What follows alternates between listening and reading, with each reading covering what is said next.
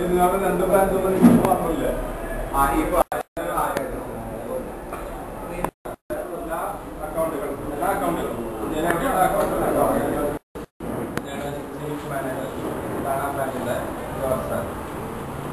Press meet വിളിച്ചതിന്റെ ഉദ്ദേശം എന്താണെന്ന് വെച്ച് കഴിഞ്ഞാൽ ഫെഡറൽ ബാങ്കിന്റെ 75ാമത്തെ ശാഖ ഇന്നാലക്കുടയിലെ രണ്ടാമത്തേതുമായ നാടാർ ബ്രാഞ്ചിന്റെ ഉദ്ഘാടനത്തിനെ പറ്റി പറയാനാണ്.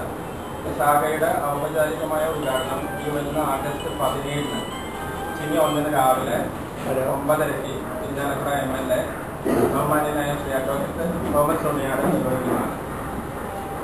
ആ സമ്മേളനത്തിൽ ബാങ്കിന്റെ Thrissur regional head Shri MR Sukumaran Nair sir അധ്യക്ഷത വഹിക്കുന്നതായിരിക്കും.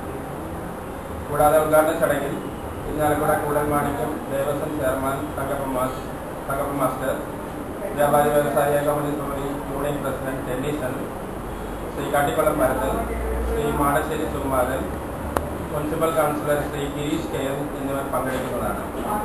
ഞങ്ങളുടെ ബ്രാഞ്ച് പൂർണ്ണമായും കമ്പ്യൂട്ടർവൽക്കരിച്ചതും കോർ ബാങ്കിംഗ് സംവിധാനത്തോടും കൂടിയതുമാണ്. എല്ലാവിധ നൂതന ബാങ്കിംഗ് സൗകര്യങ്ങളും ബ്രാഞ്ചിൽ ഏർപ്പെടുത്തിയിട്ടുള്ളതായിട്ട് ഞാൻ ഇവിടെ അറിയിച്ചു.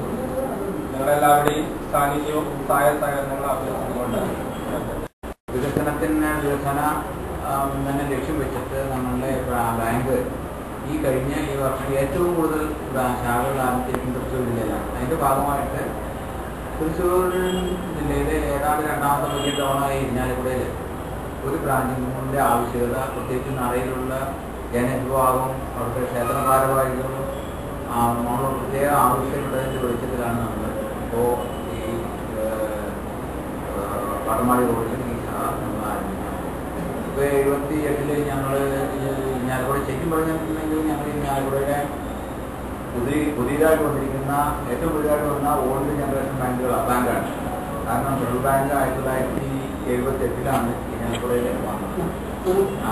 മറ്റുള്ള ബാങ്കുകളെല്ലാം തന്നെ വളരെ വർഷങ്ങൾക്ക് മുമ്പ് തന്നെ ഇവിടെ വന്നതാണ്.